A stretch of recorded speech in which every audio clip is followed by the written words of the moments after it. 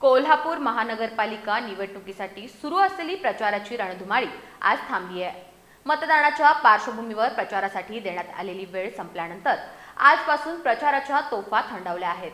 आता उमेदवार आणि पक्ष शांततेत मतदारांना मतदानासाठी आवाहन करण्यावर भर देताना दिसणार आहेत। कोल्हापूर महानगरपालिका निवडणुकीच्या प्रचाराचा आज अधिकृत शेवट झालाय। मतदानाच्या 24 तास आधी प्रचार थांबवण्याच्या निवडणूक आयोगाच्या आदेशानुसार आज संध्याकाळपासून प्रचाराच्या तोफा थंडावल्या आहेत। गेल्या काही दिवसांपासून कोल्हापूर शहरात रॅली, प्रचार फेरी, सभा, बैठकांचा धडाका सुरू होता। सत्ताधारी आणि विरोधी पक्षांनी शेवटच्या क्षणापर्यंत मतदारांपर्यंत पोहोचण्यासाठी जोरदार प्रचार केलाय।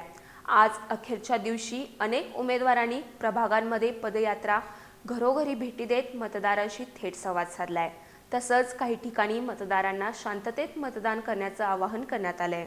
दरम्यान मतदानाच्या पार्श्वभूमीवर प्रशासनाकडून सुरक्षा व्यवस्था कडक करण्यात आली आहे।